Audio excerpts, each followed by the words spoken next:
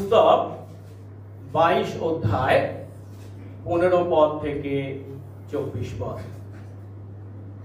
প্রভু তার বাক্যে বলেন, পরে সদাপ্রভুর দূত দ্বিতীয়বার আকাশ হইতে অব্রাহামকে ডাকিয়া কহিলেন, সদাপ্রভু বলিতেছেন, তুমি এই কার্য করিলে আমাকে আপনার অদ্বিতীয় পুত্র দিতে অসম্মত হইলে না।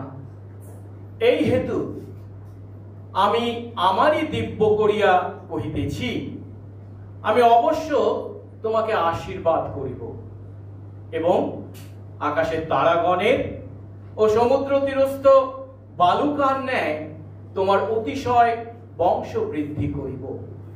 তোমার বংশ শত্রুগণের পুরোদ্ধার অধিকার করিবে, আর তোমার বংশে পৃথিবীর সকল জাতি আশীর্বাদ প্রাপ্ত হইবে, কারণ তুমি আমার বাক্যে অবধান করিয়াছ। পরে আব্রাহাম আপনার দাসদের নিকটে ফিরিয়া গেলেন, আর সকলে উঠিয়া একত্র বেরশেবাতে গেলেন এবং আব্রাহাম বেরশেবাতে বসতি করলেন। ওই ঘটনার পরে আব্রাহামের নিকটে এই সমাচার আসিল, দেখুন, আপনার ভ্রাতা নাহরের জন্য মিলকাও পুত্রগণকে প্রসব করিয়াছেন। তাহার জ্যেষ্ঠ পুত্র উশ ও তাহার ভ্রাতা বুশ, আরামের পিতা কমুয়েল এবং কেশদ, হস, পিলদশ, জিসলফ, বথুয়েলের কন্যা রিবিকা। আব্রাহামের ভ্রাতা নাহরের জন্য মিলকা এই 8 জনকে প্রসব করেন, আর রুমা নামে তাহার উপপত্নী তেবহ, গহম, তহস এবং মাখা এই সকলকে প্রসব করিল। আমেন। আসুন প্রার্থনা করি। পবিত্র মঙ্গলময় স্বর্গস্থ পিতা, তোমার ধন্যবাদ, প্রশংসা, গৌরব করি তোমার অপার অনুগ্রহে। তোমারই কতিপয় দাস দাসী আজ তোমার চরণ তলে মিলিত হয়েছি। প্রভু, তুমি যখন আমাদেরকে এই সুযোগ দিয়েছো, এনেছো আমাদেরকে তোমার আরাধনা করতে, সত্য ও আত্মায় প্রভু গো আমরা তোমার আরাধনা করতে চাই। তোমার আত্মা দ্বারা তুমি আমাদের প্রত্যেককে ধরো, পরিচালনা দাও এবং বাক্যের দ্বারা প্রভু গো পথ নির্দেশনা প্রদর্শন করো। বিশেষ করে প্রভু গো আজ যখন তোমার বাক্য সে আদি পুস্তক 22 অধ্যায় থেকে আমাদের বিশ্বাসের আদি পিতা আব্রাহামের জীবনকে উপলব্ধি করতে চলেছি, প্রভু তুমি আমাদেরকে আশীর্বাদ করো। যে বিশ্বাসে প্রভু তিনি ধার্মিক গণিত হয়েছিলেন, তা ছিল খাঁটি বিশ্বাস, প্রকৃত বিশ্বাস। আজ প্রভু তুমি আমাদেরকেও সেই একই আশীর্বাদ করো, যেন প্রভু গো তার ন্যায় আমরাও পরিপক্ক বিশ্বাসের অধিকারী হই তোমার গৌরবার্থে। বিশ্বাস করি বলে হাজার চিৎকার করে কোনো লাভ নেই, যদি না প্রভু সেই বিশ্বাস খাঁটি হয়, প্রকৃত হয়, সেই বিশ্বাস অনুসারে বিশ্বাসের কাজ থাকে। সেদিন প্রভু গো আব্রাহামের জীবনে যেমন পরিপক্ক বিশ্বাসের কাজ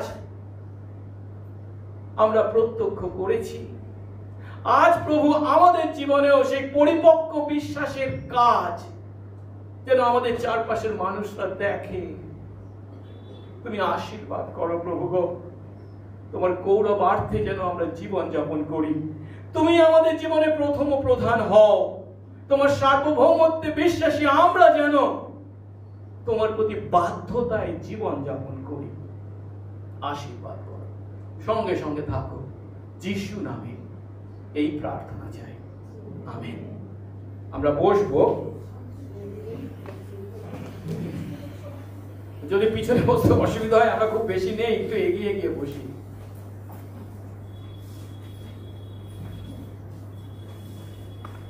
আমরা আমাদের বিশ্বাসের আদি পিতা আব্রাহামের জীবন সম্পর্কে শিখছি। এই আব্রাহাম যিনি ঈশ্বরের প্রতিজ্ঞায় বিশ্বাস করেছিলেন, আর ঈশ্বর আব্রাহামকে ধার্মিক গণিত করেছিলেন সেই বিশ্বাসের কারণে। কিন্তু এই যে বিশ্বাস অব্রাহাম করেছিলেন, এটা কেবল মুখের কথা ছিল না। আমি বিশ্বাস করি, আমি বিশ্বাস করি, এ ছিল প্রকৃত বিশ্বাস, খাঁটি বিশ্বাস।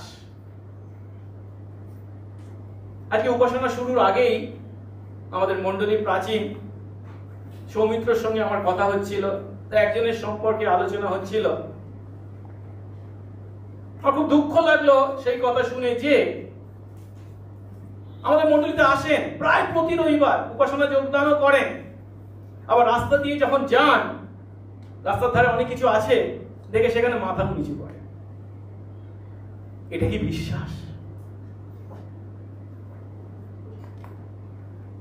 প্রভু আজ আমাদেরকে আশীর্বাদ করুন যে বিশ্বাসের কথা আমরা মুখে বলি, সেই বিশ্বাস যেন শুধু মুখের কথা না হয়, প্রকৃত অর্থে বিশ্বাস হয়।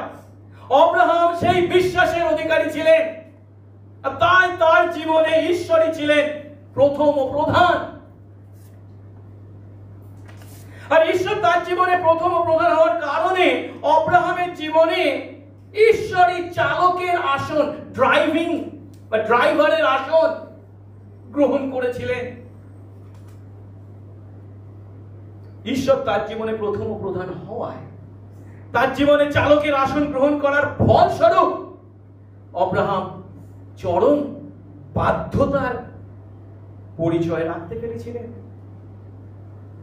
হ্যাঁ, তিনি তার নিজের একমাত্র ভালোবাসার ছেলেকে পর্যন্ত হোমবলি হিসাবে উৎসর্গ করতে পিছপা হননি।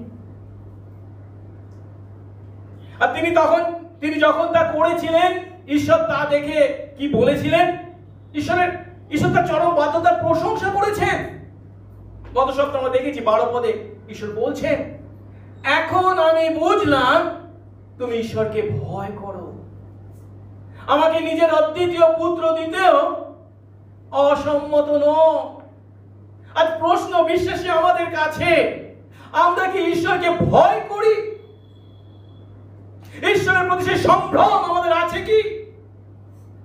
শ্রদ্ধা মিশ্রিত ভয়। তিনি হাত তুলে আছেন আমাকে মারবার জন্য, এমন ভয় নয়, শ্রদ্ধা মিশ্রিত ভয়, সম্মান, তার প্রতি প্রদর্শনের ভয়।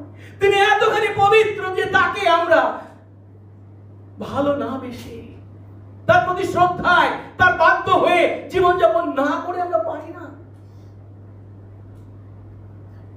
ঈশ্বর বলছেন অব্রাহামকে,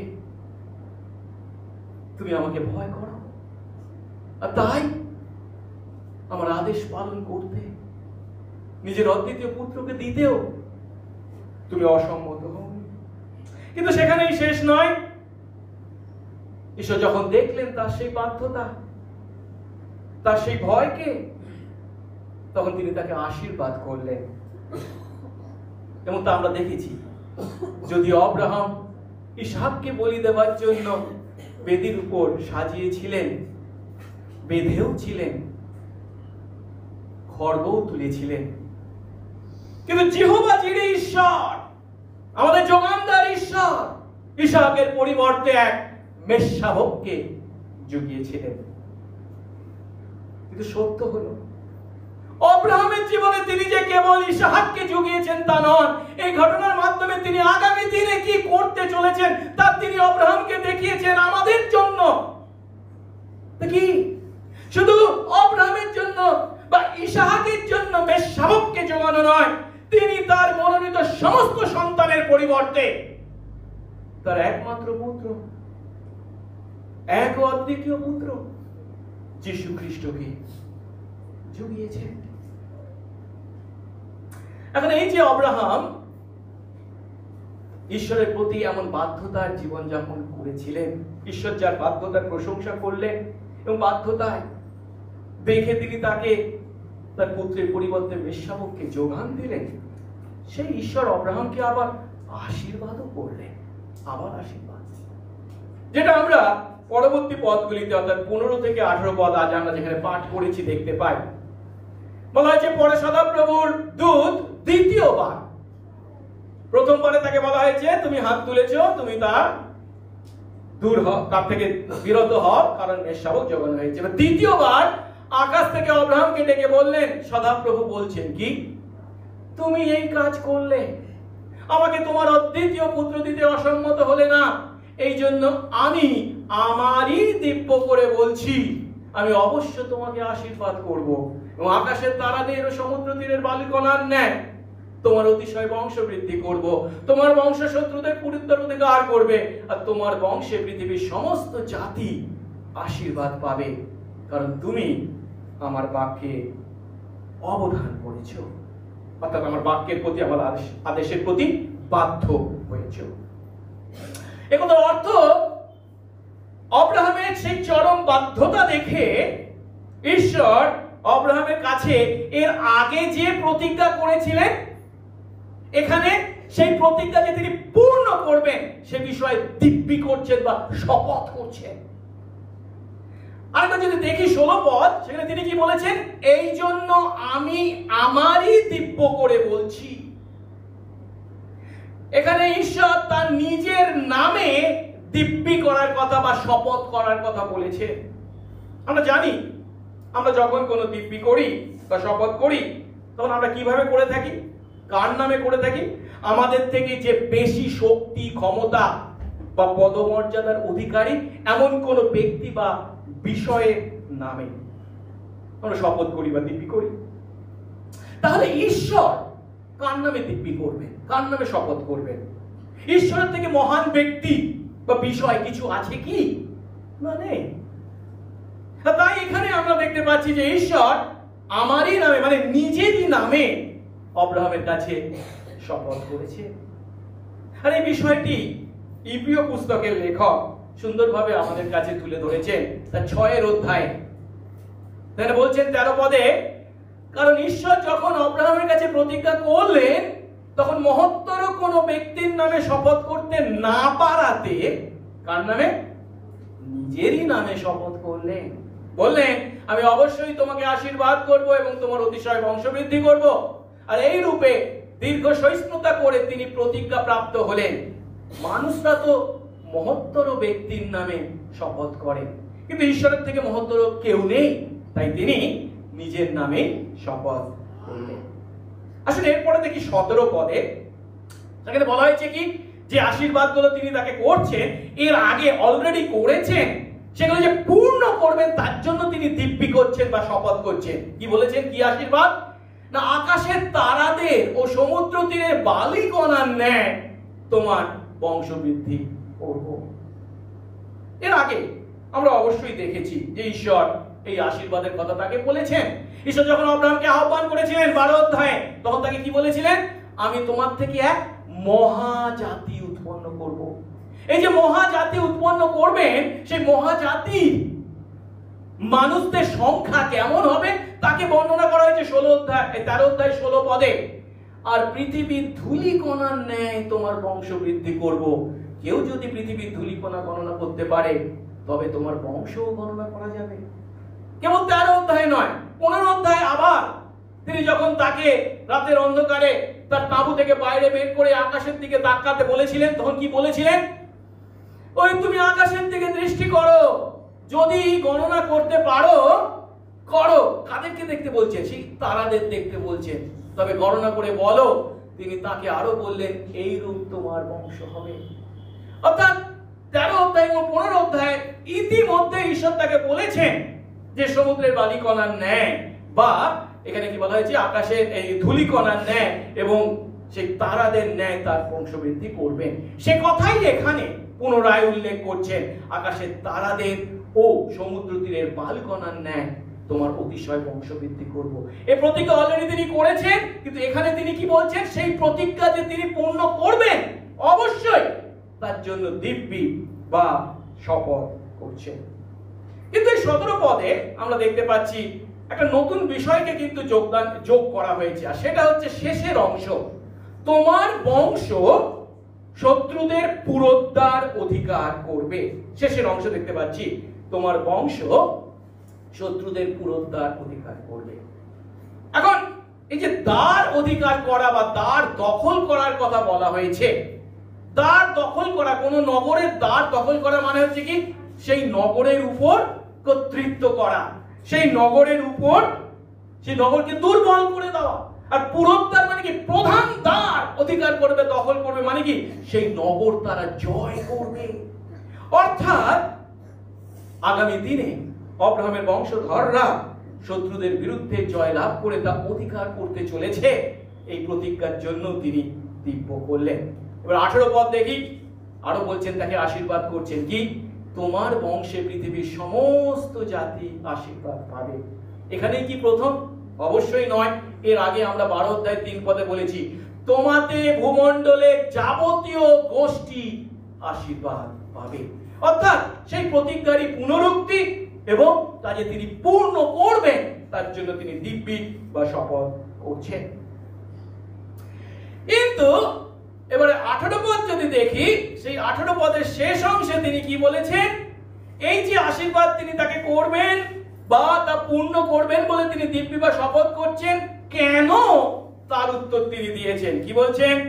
কারণ আমার বাক্যে তুমি অবধান করেছো। এই বিষয়টা নিয়ে আমাদেরকে একটু ভালো করে চিন্তা করতে হবে, উপলব্ধি করতে হবে। ঈশ্বর বলছেন আব্রাহামকে, এই যে আমি তোমাকে এত আশীর্বাদ করতে চলেছি, এই আশীর্বাদ গুলো যা প্রতিজ্ঞা করেছি তা তোমার জীবনে আমি পূর্ণ করব বলে দিব্যি বা শপথ করছি, কারণ তুমি আমার বাক্যে অবধান করেছো। এখন এই কথা পাঠ করার পর সাধারণভাবে আমাদের মনে যে ধারণা হতে পারে তা হলো কি, ঈশ্বরের প্রতি আব্রাহাম যে বাধ্যতা প্রদর্শন করেছিলেন, সেই বাধ্যতার দ্বারা তিনি ঈশ্বরের কাছ থেকে এই আশীর্বাদ অর্জন করলেন। আজকের দিনেও অনেক সময় খ্রিস্ট বিশ্বাসী হয়েও আমরা এমন চিন্তা করে থাকি, আমি আমার সৎ জীবন যাপন দিয়ে, আমি আমার পবিত্রতা দিয়ে, আমার ধর্মীয় জীবনের দ্বারা ঈশ্বরকে সন্তুষ্ট করে তার কাছ থেকে আমি আশীর্বাদ অর্জন করব। আমি এমন অনেক খ্রিস্ট বিশ্বাসীকে দেখেছি, তাদেরকে যখন আমি এমন কোন প্রভুর রাজ্যের জন্য কাজ করছেন, আমি প্রশংসা করে বলছি খুব ভালো কাজ করছেন, খুব ভালো, তার উত্তরে কি বলেছেন জানেন? আমি কি এমনি এমনি করছি? ঈশ্বর আমাকে আশীর্বাদ করবে। এই চিন্তা যদি খ্রিস্ট বিশ্বাসী আমাদের কাছে থেকে থাকে, তাহলে খ্রিস্ট বিশ্বাসের গোড়ার কথাকে আমরা ভুলে গেছি। আমাদেরকে উপলব্ধি করতে হবে যে ঈশ্বর কখনো এই অর্থে এখানে এই কথা বলেননি যে আব্রাহাম তার বাধ্যতার দ্বারা ঈশ্বরের কাছ থেকে আশীর্বাদ অর্জন করেছেন। না, আমাদেরকে যে কথা মনে রাখতে হবে তা হলো আমাদের প্রতি ঈশ্বরের প্রতিজ্ঞা বা আমাদের প্রতি ঈশ্বরের আশীর্বাদ হলো সম্পূর্ণভাবে ঈশ্বরের অনুগ্রহের বিষয়। অনুগ্রহ কথার অর্থ কি? যে আমরা পাওয়ার যোগ্য নই, কিন্তু আমাদের খুব প্রয়োজন এমন বিষয় যখন আমাদেরকে দেওয়া হয় তাকে বলে অনুগ্রহ। এখন আমরা ঈশ্বরের বাক্যে যে আশীর্বাদ পাই তাহলে তার অনুগ্রহের ফল কেন? কারণ পাপে পতিত হওয়ার পর মানুষ আমরা কেউই ঈশ্বরের আশীর্বাদ পাওয়ার যোগ্য নই, কেউই নই। আদমের পর এই পৃথিবীর মাটিতে যত মানুষ আমরা এসেছি, আমরা কেউই ঈশ্বরের আশীর্বাদ পাওয়ার যোগ্য নই।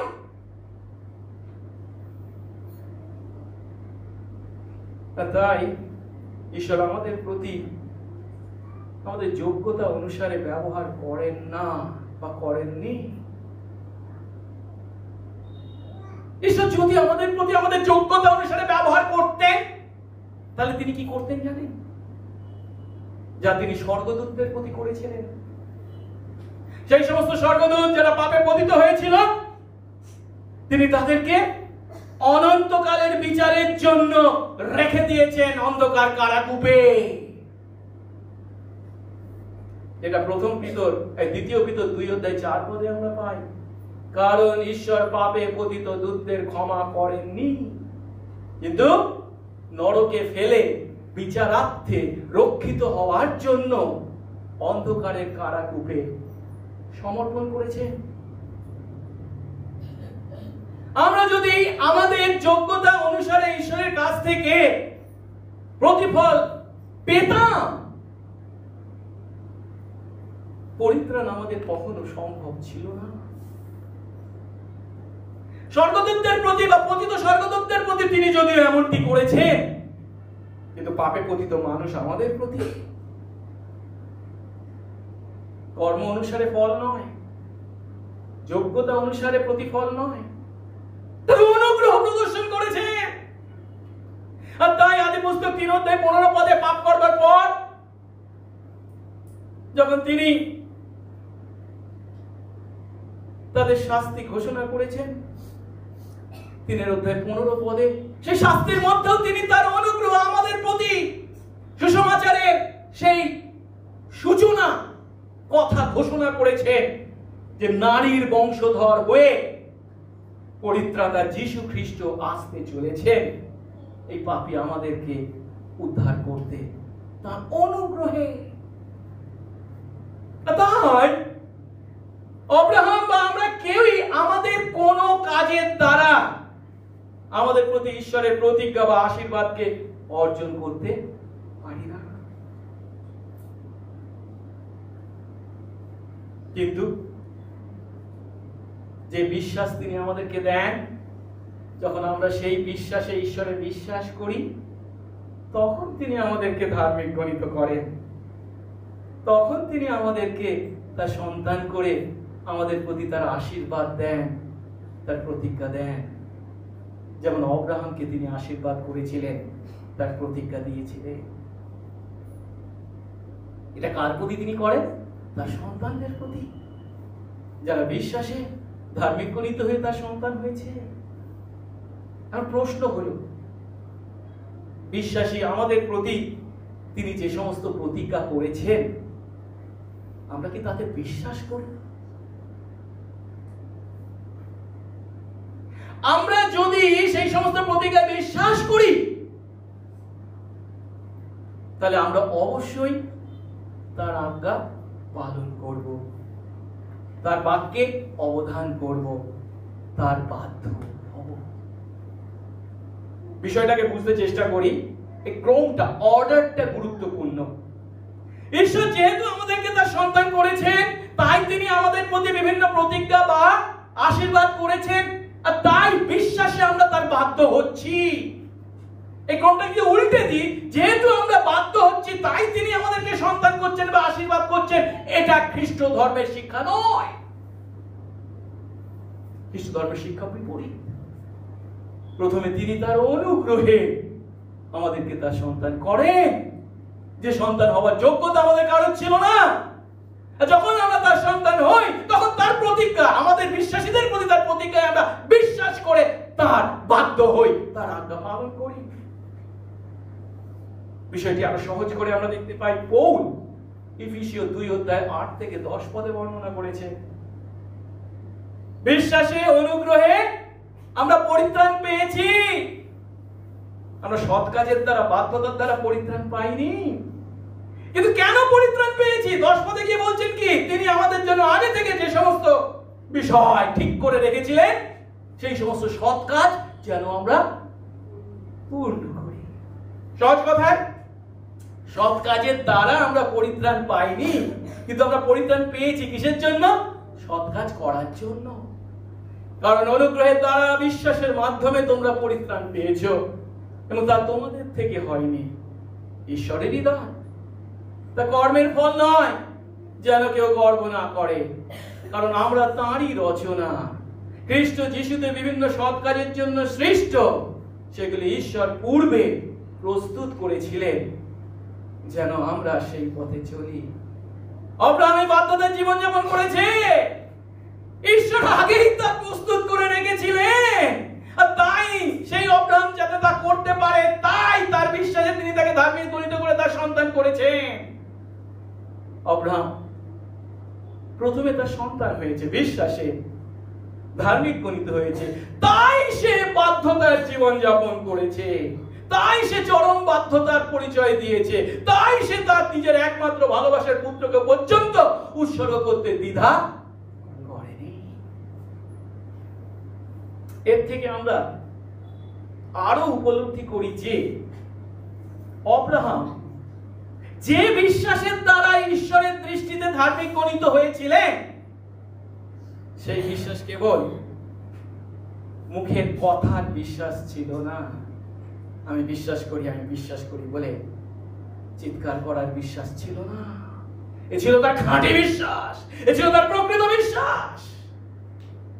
কেন আমি এটার উপর জোর দিতে চাইছি? এর আগে আমরা যাকবের পত্র থেকে শিখেছি 2 অধ্যায়, যেখানে যাকব খুব পরিষ্কার ভাবে বলছে, কেউ চিৎকার করছে, বলছে আমার বিশ্বাস আছে, কিন্তু সেই বিশ্বাস অনুসারে তার যদি জীবন না থাকে, সেই মুখের কথার বিশ্বাসের কি কোনো মূল্য আছে? নেই।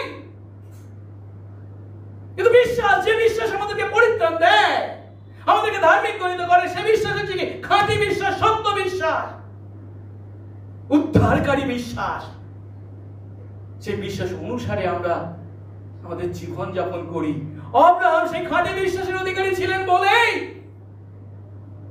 ধার্মিক গণিত হয়েছিলেন। বাধ্যতার পরিচয় দিয়েছেন।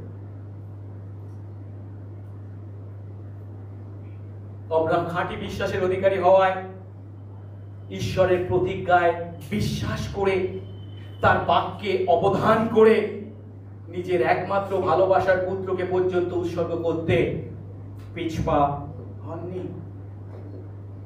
তিনি যে নিজের পুত্রকে পর্যন্ত উৎসর্গ করতে উদ্যত হয়েছিলেন, কেন সেটা তিনি পেরেছিলেন? কারণ এটা ছিল তার প্রকৃত বিশ্বাসের কাজ। যেহেতু তিনি প্রকৃত বিশ্বাসের অধিকারী ছিলেন, আর সেই বিশ্বাস হলো সেই বিশ্বাস যে বিশ্বাসের দ্বারা তিনি ধার্মিক গণিত হয়েছিলেন। এবং সেই ধার্মিক গণিত হওয়াটা কখন হয়েছে? অনেক আগে। আদি পুস্তক 15 অধ্যায়ে, 22 অধ্যায়ে এসে তিনি যেহেতু খাঁটি বিশ্বাসে ধার্মিক গণিত হয়েছেন, তার কাজ হিসাবে তার পুত্রকে পর্যন্ত, একমাত্র পুত্রকে পর্যন্ত উৎসর্গ করতে দ্বিধা করেননি।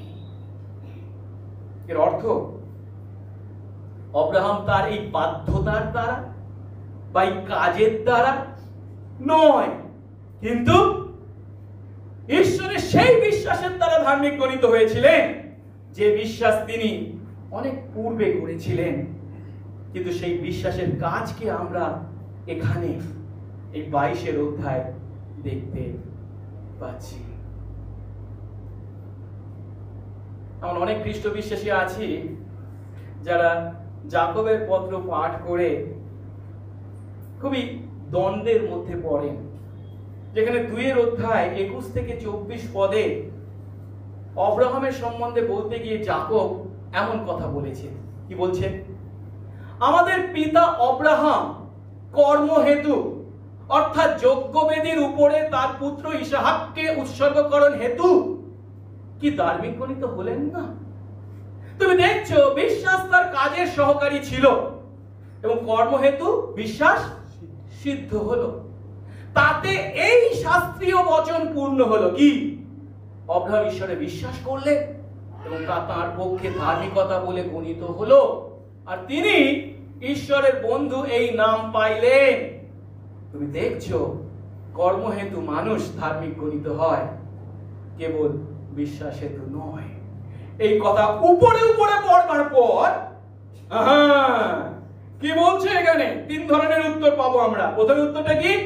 এখানে তো পরিষ্কার ভাবে বলছে কি বিশ্বাস নয়, কাজ দ্বারাই পরিত্রাণ পাওয়া যায়। কেউ আর বলবে কি না শুধু বিশ্বাস না, বিশ্বাস প্লাস কাজ, তবে পরিত্রাণ পাওয়া যায়। কিন্তু বাইবেল তা বলছে না। বাইবেল এখানে যে কথা বলতে চাইছে সেটা হচ্ছে কি না, কেবল বিশ্বাসেই পরিত্রাণ পায়। কিন্তু সেই বিশ্বাসটা কেমন বিশ্বাস? কারণ এর আগের পদগুলোতে যাকব খুব পরিষ্কার ভাবে বলছে, মুখে চিৎকার করে বিশ্বাস কথা বলা, সে বিশ্বাসে কোনো কাজ নেই। প্রকৃত বিশ্বাস, যে বিশ্বাস নিজের পুত্রকে পর্যন্ত উৎসর্গ করতে দ্বিধা করে না, এমন বিশ্বাসের অধিকারী অব্রাহাম ছিলেন বলে সেই বিশ্বাসে তিনি ধার্মিকতা লাভ করেছিলেন।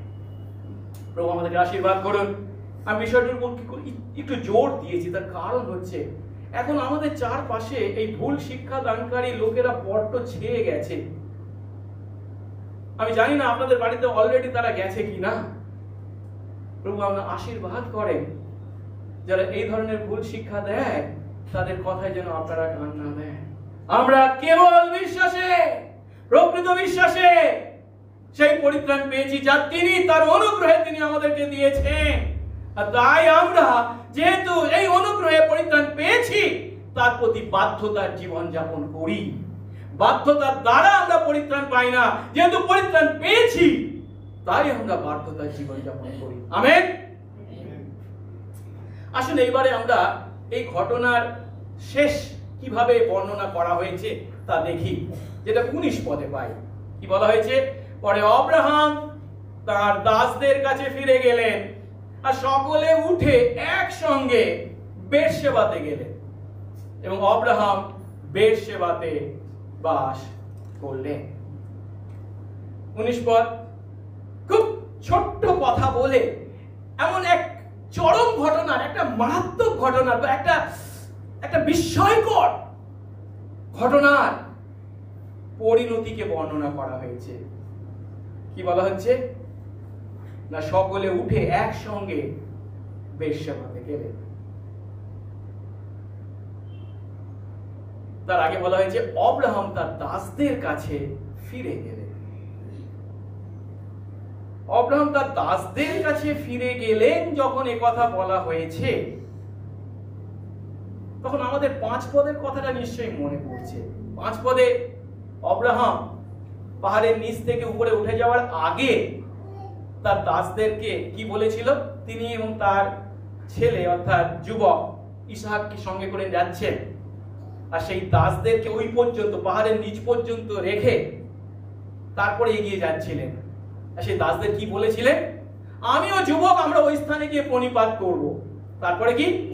পরে তোমাদের কাছে ফিরে আসবে। এখানে তোমাদের কাছে ফিরে আসবে যেটা বলা হয়েছে, বাংলায় হয়তো একটু অস্পষ্ট লাগছে, কিন্তু আমাদের বলতে আমিও যুবক, আমরা এই আমরাটাও এই দ্বিতীয় অংশেই আমরা তোমাদের কাছে ফিরে আসবো বলেছিল।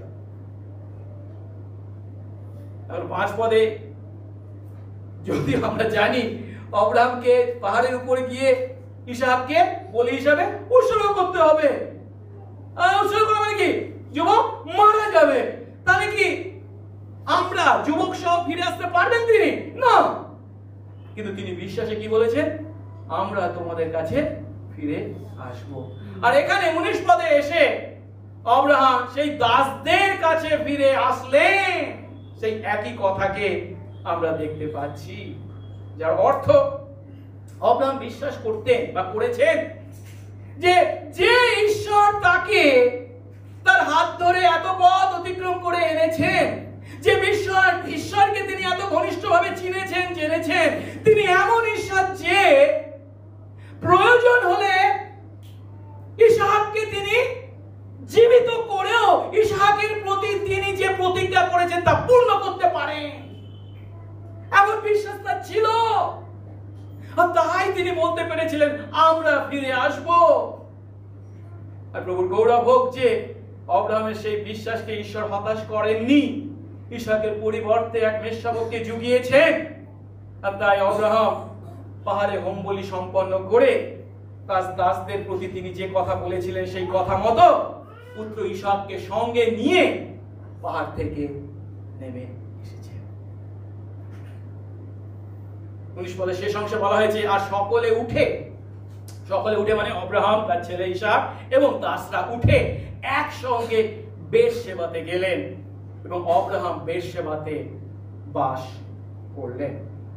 এর আগের অধ্যায় অর্থাৎ 21 অধ্যায়ের শেষ পদে 33 পদে আমরা দেখেছিলাম, সেখানে বলা হয়েছিল পরে অব্রাহাম বেরশেবায় ঝাউ গাছ লাগিয়ে বা রোপণ করে সেখানে অনাদি অনন্ত ঈশ্বর সদাপ্রভুর নামে ডাকলেন। এই অনাদি অনন্ত ঈশ্বর ওলাম ঈশ্বর সদাপ্রভুর নামে ডাকা, সদাপ্রভুর নামে ডাকা মানে কি? তার আরাধনা করলেন। অর্থাৎ যে বেরশেবাতে তিনি ঝাউ গাছ লাগিয়ে ঈশ্বরের আরাধনা করেছিলেন এবং সেখানে বসবাস করছিলেন, এখানে সেই বেরশেবাতে তিনি পুনরায় ফিরে আসলেন সেই কথা বলা হয়েছে। অর্থাৎ তিনি মরিয়া দেশে গেছিলেন, সেই দেশের একটি পাহাড়ে তার ছেলেকে উৎসর্গ করতে গেছিলেন, কিন্তু ঈশ্বর সেখানে তার পরিবর্তে একটি মেষশাবককে যোগান, বলিদান কাজ শেষ করেন, পাহাড় থেকে নেমে আসেন, তিনি যেখান থেকে এসেছেন অর্থাৎ সেই বেশসেবা থেকে সেই বেশসেবাতেই পুনরায় ফিরে গেলেন এবং ক্রমশ বসবাস করলেন। এই কথা বলে এই ঘটনার বর্ণনা শেষ করা হয়েছে। কিন্তু আদি পুস্তক 22 অধ্যায় শেষের অংশে আমরা দেখতে পাচ্ছি যে আব্রাহামের পূর্বপুরুষদের কথা বা আব্রাহামের আত্মীয় স্বজনদের কথা বলা হয়েছে 20 থেকে 24 পদে। আমরা একটু পাঠ করি 20 পদ। ওই ঘটনার পরে আব্রাহামের কাছে এই সংবাদ এলো, দেখুন আপনার ভ্রাতা নাহরের জন্য মিলকাও পুত্রদের প্রসব করেছেন। তার জ্যেষ্ঠ পুত্রকে উশ, তার ভাইকে বুশ, তার আর ভাই কে আছে কমুয়েল, এছাড়া আর কে আছে কেদশ, হোশো, পিলদস, জিতলফ ও বথুয়েল, এবং বথুয়েলের কন্যা রিবিকা বলা হয়েছে। আব্রাহামের ভাই নাহরের জন্য মিলকা এই 8 জনকে প্রসব করেন, আর রুমা নামে তার উপপত্নী ছিল, তার দ্বারাও কয়েকজনকে প্রসব করা হয়েছিল। এখন যেটা বলা হচ্ছে ওই ঘটনার পরে আব্রাহামের কাছে এই সংবাদ এলো। ওই ঘটনার পরে মানে ইসহাককে বলি হিসেবে উৎসর্গ করার কথা, মরিয়া দেশের পাহাড়ে সেই ঘটনার পর কি বলা হচ্ছে না, আব্রাহামের কাছে কার কাছ থেকে? তার আত্মীয়দের কাছ থেকে, সেই উর থেকে সংবাদ আসছে। কিন্তু কত বছর পেরিয়ে গেছে আব্রাহাম উর ত্যাগ করেছে? 75 বয়সে তিনি ত্যাগ করেছিলেন। এখন হচ্ছে এই 100 বছর বয়সে তার ছেলে কি বলে ইসহাকের জন্ম হয়েছে, মানে 25 বছর পেরিয়েছে। এখন ইসহাকের বয়স মোটামুটি 20 বছরের মতো, তার মানে কি প্রায় 50 বছর পেরিয়ে গেছে। লক্ষ্য করার বিষয় হলো 50 বছর যদিও পেরিয়ে গেছে, এর মধ্যে কিন্তু তার আত্মীয়দের কাছ থেকে কোনো যোগাযোগের কথা আমরা শুনিনি। এই প্রথম তাদের কাছ থেকে সংবাদ আসছে। কারণটা আমরা সহজেই উপলব্ধি করতে পারি, কারণ দূরত্ব। উর মানে হচ্ছে সেই ব্যাবিলন, আর সেখান থেকে এই প্যালেস্টাইন মানে যথেষ্ট দূরবর্তী স্থান। শুধু তাই নয়, তখনকার দিনে আজকের মতো তো এত যোগাযোগ ব্যবস্থা ভালো ছিল না, তাই এতদিন কোনো যোগাযোগ করা সম্ভব হয়নি। যাই হোক, আব্রাহামের ভাই যে হারন ছিল সে আগেই মারা গিয়েছিল, কিন্তু যে ভাই বেঁচে আছে সে হচ্ছে নাহর। সেই নাহরের বংশধরদের নাম এখানে উল্লেখ করা হয়েছে। মিলকার মাধ্যমে যে পুত্ররা জন্মেছে তাদের 8 জনের নাম করা হয়েছে, উশ, বুশ, কমুয়েল, কেশত, হশো, পিলদস, জিতলফ এবং বথুয়েল। কেন এদের নাম করা হচ্ছে? কারণ বথুয়েলের কন্যাকে রিবিকা, এই রিবিকাকে আমরা 24 অধ্যায়ে দেখতে চলেছি। কেন? ইসহাকের স্ত্রী হিসাবে আব্রাহাম তার দাসকে পাঠাবে সেই তার পিতৃপুরুষদের দেশে, যেন কন্যাকে সংগ্রহ করে নিয়ে আসে। এই কনানীয়দের মধ্যে থেকে কাউকে যেন তার পুত্র বধূ হিসাবে সংগ্রহ করা না হয়। এই রিবিকা আসতে চলেছে, যে ইসহাকের স্ত্রী হতে চলেছে। আর এই সত্যটা যখন আজ আমরা দেখতে পাচ্ছি, তখন একটা উপলব্ধি যেন আমরা করতে ভুলে না যাই। সেটা কি? ঈশ্বর তার মনোনীত সন্তান আমাদেরকে কত ভালোবাসেন, আমাদের জন্য কত চিন্তা করেন, আমাদের জন্য তার কত পরিকল্পনা।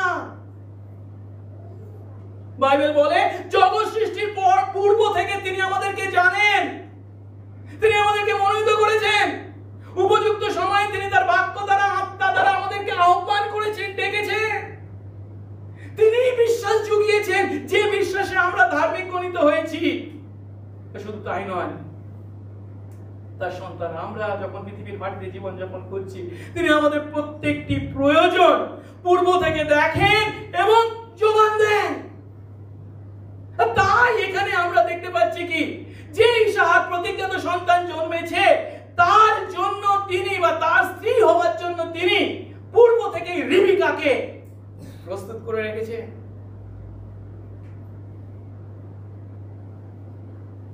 তার সন্তান আমাদের প্রতি তার এমন চিন্তা ও পরিকল্পনাকে আমরা কি বিশ্বাস করি, শ্রদ্ধা করি?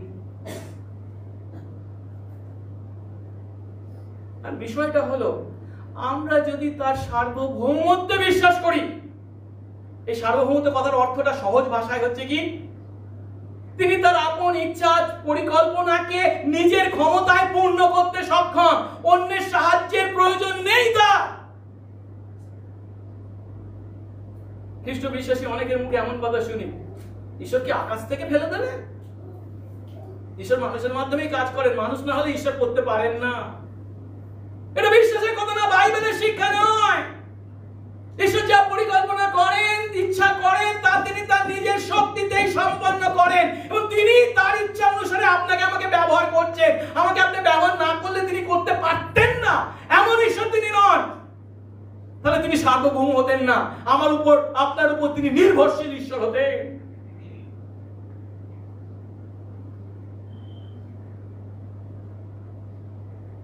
আর আমরা যদি সেই সার্বভৌমত্বে, ঈশ্বরের সার্বভৌমত্বে বিশ্বাস করি, তাহলে এই সত্য আমরা স্বীকার করব যে তিনি তার সন্তান আমার জন্য পূর্ব থেকেই সমস্ত কিছু চিন্তা ও পরিকল্পনা করে রেখেছেন, এবং তার সময়ে তিনি অবশ্যই তা পূর্ণ করবেন। আব্রাহাম ঈশ্বরের এই সার্বভৌমত্বে বিশ্বাস করেছিলেন। সার্বভৌমত্বে বিশ্বাস করেছিলেন বলেই তিনি ঈশ্বরের প্রতিজ্ঞায় বিশ্বাস করেছিলেন। 22 অধ্যায়ের শুরুতে ঈশ্বর আব্রাহামকে আদেশ করেছিলেন, এমন একটি আদেশ, যাও তুমি তোমার অদ্বিতীয় ভালোবাসার ছেলেকে মরিয়া পাহাড়ে, মরিয়া দেশের স্থানে কি করো, হোম বলি হিসাবে উৎসর্গ করো। এই কথা যদি কোনো অবিশ্বাসী শুনে, ঈশ্বরের এই আদেশের কথা যদি কোনো অবিশ্বাসী শোনেন, তিনি কি সেই আদেশ পালনের পরিণতি কি হতে পারে তা কখনো চিন্তা করতে পারে, কল্পনা করতে পারে? এটা কোনো হতে পারে? কারণ ঈশ্বর কি বলছেন না, আব্রাহামের ভালোবাসার অদ্বিতীয় পুত্রকে হোম বলি হিসাবে উৎসর্গ করতে। এবং ঈশ্বর যখন আব্রাহামকে এই আদেশ করেছেন, তোমার পুত্রকে হোম বলি হিসেবে উৎসর্গ করো, তিনি কি তার কোনো ব্যাখ্যা দিয়েছেন? তার কারণের কথা বলেছেন এই জন্য করো? না, কোনো কারণ নেই, কোনো ব্যাখ্যা নেই। কোন অবিশ্বাসী যদি এই প্রশ্ন শুনতো, এই আদেশের কথা শুনতো, সে প্রথমেই কি জানতে চাইতো?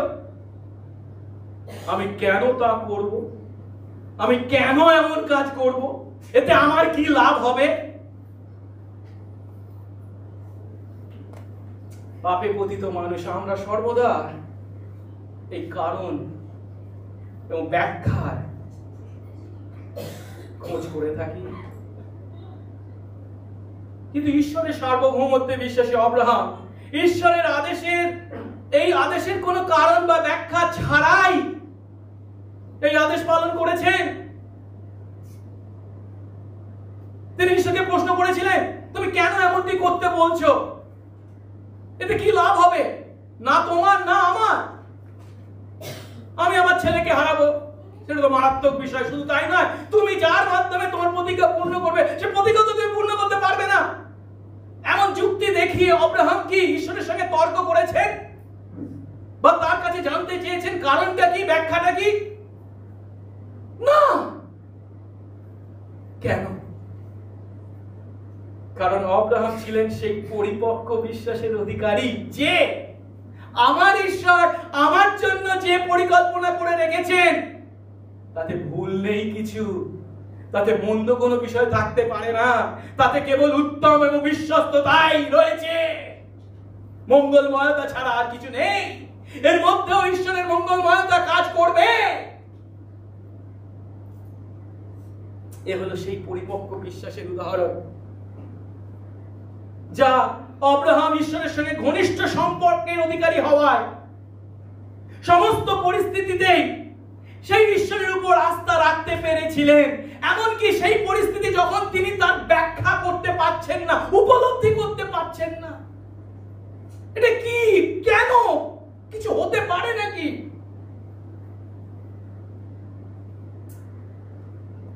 ঠিক একইভাবে আমরা যদি ঈশ্বরের বাধ্য হতে চাই, তার কাছে ব্যাখ্যা চাইবার পরিবর্তে তার নির্দেশনা যখন আমরা পাই তখন আমাদেরকে তা পালন করতে হবে। দীর্ঘকাল ধরে ঈশ্বরের সঙ্গে ঘনিষ্ঠ সান্নিধ্য লাভ করে আব্রাহাম সেই ঈশ্বরকে চেনেছিলেন যার প্রতিটা কথায় আস্থা রাখা সম্ভব। সেই বিশ্বাসে পরিপক্ক আব্রাহাম তাই ঈশ্বরের কথার কারণ বা ব্যাখ্যা জানতে চাননি, কিন্তু ঈশ্বরের কথা অনুসারে কাজ করেছে। কিন্তু আব্রাহামের জীবন থেকে কেবলমাত্র এই পরিপক্ক বিশ্বাসের কাজ সম্পর্কেই যে আমরা শিক্ষা পাচ্ছি তা নয়, তার পরিপক্ক বিশ্বাসের আরো একটি দিককে আমরা এখানে দেখতে পাচ্ছি বা শিক্ষা গ্রহণ করতে পারি, আর তা হলো আব্রাহাম ঈশ্বরের কথা অনুসারে কেবল কাজ করেছিলেন তা নয়, ঈশ্বরের কথা অনুসারে কাজ করেছেন এবং বিশ্বাসে অপেক্ষা করেছেন। শুধু বিশ্বাসে কাজ করা নয়, সেই বিশ্বাসকে আঁকড়ে ধরে থাকা। অনেক সময় আমরা বিশ্বাস করি কিন্তু সময় পেরিয়ে যায় আর সেই বিশ্বাসের তেমন কোনো ফল যখন দেখতে পাই না তখন বিশ্বাস নড়বড়ে হয়ে যায়। আব্রাহামের জীবনে কিন্তু তা ঘটেনি, তিনি অপেক্ষা করেছেন। কেন আমি এই কথা বলছি? ঈশ্বর তাকে বলেছেন তাকে তিনি তার মাধ্যমে তিনি মহাজাতি উৎপন্ন করবেন, যার জন্য তাকে সন্তানের পিতা হতে হবে, অর্থাৎ প্রতিজ্ঞাত সন্তান ইসহাকের জন্ম। কিন্তু ইসহাকের জন্মের জন্য তাকে অপেক্ষা করতে হয়েছে। যদিও তিনি ভুল ভ্রান্তি করেছেন, ঠিক কথা, হাগারের সঙ্গে বিবাহ ইত্যাদি, কিন্তু ঈশ্বর তার হাত ধরে নিয়ে চলেছেন, যার ফলস্বরূপ উপযুক্ত সময়ে তিনি অপেক্ষা করার কারণে সেই ইসহাককেও দেখেছেন। শুধু তাই নয়, সেই ইসহাক আগামী দিনে যে প্রতিজ্ঞাত সন্তান তথা যীশু খ্রিস্টের আগমনকে নির্দেশ করেছিল। আব্রাহাম দীর্ঘকাল ধরে অপেক্ষা করেছিলেন, ধৈর্যের সঙ্গে অপেক্ষা করেছিলেন, আর তাই তিনি তার অভিজ্ঞতায় সেই খ্রিস্টকেও দেখেছেন। আপনারা বলবেন সেই ইহুদিদের মতো কি বলছেন আপনি? আব্রাহাম আর যীশু খ্রিস্ট পৃথিবীর মাটিতে আসা 2000 বছরের গ্যাপ কি করে হতে পারে? বাইবেল তা বলছে, যীশু নিজে স্বয়ং বলছেন। গত সপ্তাহে আমরা দেখেছি ইহুদিদেরকে যীশু বলছেন যেমন 8:56 পদে, তোমাদের পিতৃপুরুষ আব্রাহাম আমার দিন যীশুর দিন দেখবার আশায় উল্লসিত হয়েছিলেন এবং তিনি তা দেখলেন ও আনন্দ করলেন। গত সপ্তাহে আমি এই বিষয়টা ব্যাখ্যা করেছি। তিনি তার অভিজ্ঞতা, বিশেষ করে তার পুত্রকে উৎসর্গ করার অভিজ্ঞতার মাধ্যমে যিশুকে দেখেছিলেন, যে যিশুর মাধ্যমে পিতা ঈশ্বর পাপ থেকে পরিত্রাণের জন্য আমাদের পথ করতে চলেছেন। কিভাবে তা তিনি উপলব্ধি করেছিলেন। অন্যদিকে আরেকটা প্রতীক্ষা তাকে করতে হয়েছে, আর সেটা হচ্ছে দেশের অধিকারী হওয়ার প্রতিজ্ঞার জন্য প্রতীক্ষা। তার পূর্ণতার জন্য অনেক দিন তাকে অপেক্ষা করতে হয়েছে। আমরা জানি আব্রাহামের কথা। আব্রাহাম তার জীবিত অবস্থায় এই কনান দেশে 2 বিঘা জমিরও অধিকারী হননি, হয়েছিলেন সামান্য 1 খণ্ড জমি। এরপর 23 অধ্যায়ে আমরা দেখতে পাবো তার স্ত্রী সারা যখন মারা যাবে তাকে কবর দেওয়ার জন্য তাদের কাছ থেকে ছোট্ট 1 টুকরো জমি তিনি কিনেছিলেন বা তার অধিকারী হয়েছিলেন। কারণ কি জানেন? প্রকৃত অর্থে আব্রাহামের কাছে ঈশ্বর যে দেশের প্রতিজ্ঞা করেছিলেন তা আসলে পার্থিব করার নয়, স্বর্গীয় নগর, যার নির্মাতা ও স্থাপন কর্তা হলেন স্বয়ং ঈশ্বর। যেটা আমরা ইব্রিয় 11 অধ্যায় পাই। 10 পদে বলা হয়েছে, কারণ তিনি অর্থাৎ আব্রাহাম ভিত্তিমূল বিশিষ্ট সেই নগরের অপেক্ষা করেছিলেন। কোন নগর? যার স্থাপন কর্তা ও নির্মাতা ঈশ্বর, মানুষের হাতে তৈরি কোন নগর নয়, স্বয়ং ঈশ্বর। এবং আরো বলা হয়েছে 13 পদে, বিশ্বাসানুরূপে তারা মানে আব্রাহাম সহ অন্য কুলপতিরা সকলে মরলেন, তারা প্রতিজ্ঞা কলাপের ফল প্রাপ্ত হননি, কিন্তু দূর থেকে তা দেখতে পেয়ে সাদর সম্ভাষণ করেছিলেন। আর তাই তারা নিজেরা যে পৃথিবীতে কি ছিলেন, বিদেশী ও প্রবাসী, সামান্য কিছুকাল বসবাস করার জন্য তা তারা স্বীকার করেছিলেন। কিন্তু তাদের সেই বিশ্বাস কি শুধু বিশ্বাসী থেকে গেছে? চলপথ বলে, কিন্তু তারা সেই কুলপতিরা আরো উত্তম দেশের অর্থাৎ স্বর্গীয় দেশের আকাঙ্ক্ষা করছেন। এই জন্য ঈশ্বর তাদের ঈশ্বর বলে আখ্যাত হতে তাদের বিষয়ে লজ্জিত নন। কেন লজ্জিত নন? কেন? ঈশ্বর কি করেছেন? তাদের প্রতিজ্ঞা কিভাবে পূর্ণ করেছেন? কারণ তিনি তাদের জন্য এক নগর প্রস্তুত করেছেন, সেই স্বর্গীয় নগর যা বিশ্বাসী আমাদের প্রত্যেকের জন্য প্রস্তুত হয়ে চলেছে, যেখানে আমরা অনন্তকাল তার সঙ্গে বসবাস করব। আব্রাহাম এমন চরম প্রকৃত খাঁটি বিশ্বাসের অধিকারী ছিলেন। সেই বিশ্বাস অনুসারে তিনি কাজ করেছিলেন এবং বিশ্বাস অনুসারে কাজ করে তিনি কি করেছেন? অপেক্ষা করেছেন, প্রতীক্ষা করেছেন। আজ আমরা সাধারণত এই 22 অধ্যায় পাঠ করার পর অনেক সময় এমন প্রশ্ন করে থাকি ঈশ্বরকে, ঈশ্বর তুমি কি করে আব্রাহামের একমাত্র ছেলেকে বলি দিতে আদেশ করতে পারলে? এটা কখনো পারো তুমি? তুমি তো পিতা আমাদের, আমরা তোমার সন্তান, পিতা হয়ে তার একমাত্র পুত্রকে তুমি বলি দিতে বলতে পারলে? এটা কি করে পারলে? ইত্যাদি ইত্যাদি ইত্যাদি। ঠিক একই ভাবে আমরাও আমাদের জীবনে যখন বিভিন্ন সংকটের মুখে পড়ি, কঠিন পরিস্থিতির মধ্যে পড়ি, আর তখনও আমরা ঈশ্বরকে একই কথা বলি, তুমি আমার প্রতি এটা ঘটাতে পারলে? অনেক সময় যেন আমরা ঈশ্বরকে মনে করি ঈশ্বর আমার অনুমতি নিয়ে তারপরে তিনি করবেন কি করবেন না। ঈশ্বর বলেন, হ্যাঁ সুজয় এটা তোর জীবনে করবো, যদি বলিস তবে করবো, নাহলে করবো না। ঈশ্বরকে এমন চিন্তা করবেন না। তিনি আপনার ঈশ্বর, তিনি সৃষ্টিকর্তা, রক্ষাকর্তা। তিনি তার আপন ইচ্ছা পরিকল্পনা অনুসারে সন্তান আপনার জীবনে যা করবেন ভালো করবে। তিনি কখনো বন্ধ করতে পারেন না। তিনি এমন ঈশ্বর না।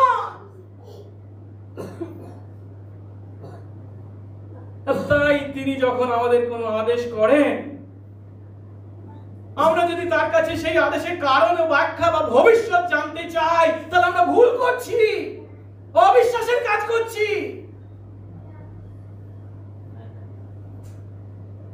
হয়তো আমাদের জীবিত অবস্থায় সেই সমস্ত কাজ বা ঘটনার কারণ আমরা বুঝবো না, জানবো না, কিন্তু চিরকালের জন্য হয়তো নয়, তার সঙ্গে যখন সাক্ষাৎ ঘটবে তখন আমরা জানবো।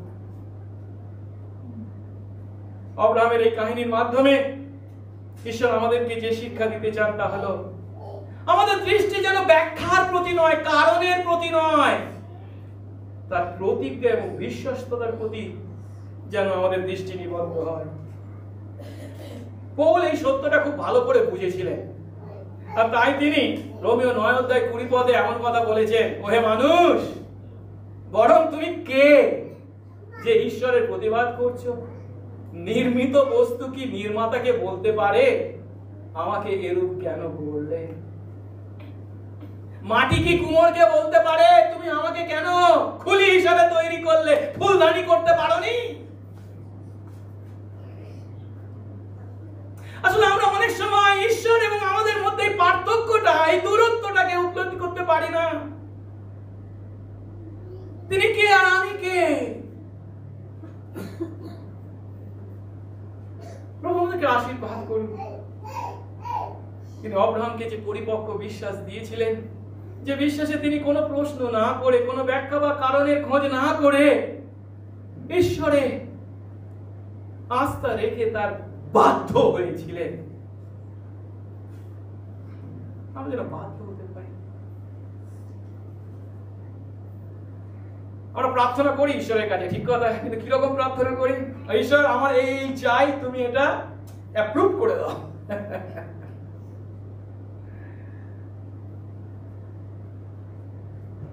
ঈশ্বর আমার জীবনে কি চান তা কি জানতে চাই, তা পূর্ণ করবার জন্য ইচ্ছা করি। তাহলে বিশ্বাসী আর অবিশ্বাসীর মধ্যে পার্থক্য কি? আসুন আমাদের জীবনে বিশ্বাসী হিসাবে আমাদের প্রার্থনা যেন এমন হয়, ঈশ্বর তুমি আমাদের অব্রাহামের ন্যায় বিশ্বাস দাও। দিন প্রতিদিন তুমি আমাদের সেই বিশ্বাসকে পরিপক্ক করো। তোমার প্রতিজ্ঞার প্রতি দৃষ্টি নিবদ্ধ করে তোমার আদেশ পালন করতে আমাদের বিশ্বাস ও শক্তি যোগাও, এবং তোমার প্রতিজ্ঞার পূর্ণতার জন্য অপেক্ষা করতে আমাদেরকে দাও বিশ্বাস এবং ধৈর্য। আসুন প্রার্থনা করি। মঙ্গলময় স্বর্গস্থ পিতা, তোমার ধন্যবাদ করি প্রভু গো, তোমার অপার অনুগ্রহে আজ তোমার বাক্য থেকে, অব্রাহামের জীবন থেকে তথা বিশ্বাসের আদি পিতা অব্রাহামের জীবন থেকে আমরা উপলব্ধি করলাম পরিপক্ক বিশ্বাসের কাজ কি। প্রভু গো, তুমি তোমার অনুগ্রহে জগৎ সৃষ্টির পূর্বে তুমি আমাদেরকে জানতে, তাই আমাদেরকে মনোনীত করলে। শুধু তাই নয় প্রভু গো, উপযুক্ত সময়ে তোমার বাক্য দ্বারা, আত্মা দ্বারা তুমি আমাদেরকে নতুন জন্ম দিয়ে ও প্রভু গো আমাদেরকে ধার্মিক গণিত করলে তোমার সেই বিশ্বাসের মাধ্যমে, তোমাদের বিশ্বাসের মাধ্যমে প্রভু গো। প্রতিটা দিন তুমি আমাদের সঙ্গে সঙ্গে আছো, আমাদের প্রয়োজন জানো এবং পূর্ণ করে চলেছো। এমন ঈশ্বর তুমি, সব সময় তোমার ভালোবাসা, চিন্তা, পরিকল্পনা আছে আমাদের জন্য। কিন্তু আমরা অবিশ্বাস করি, আমরা সন্দেহ করি, তোমার হাত ছেড়ে দিই। যখনই আমাদের জীবনে কোনো প্রতিকূল ঘটনা ঘটে তখনই তোমার উপর আমরা আঙ্গুল তুলি। ভুলে যাই প্রভু যে তুমি আমাকে ভালোবাসো, তোমার ইচ্ছা ও পরিকল্পনা অনুসারে তা ঘটতে দিয়েছো। তোমার অনুমতি ছাড়া কিছুই ঘটে না। তোমার সেই সার্বভৌমত্বে যখন তুমি তা ঘটতে দিয়েছো আমাদের মঙ্গলের জন্য প্রভু, আর সেই বিশ্বাসে যেন আমরা প্রভু গো তোমার প্রতিজ্ঞায় আস্থা রেখে তোমার বাধ্য হই,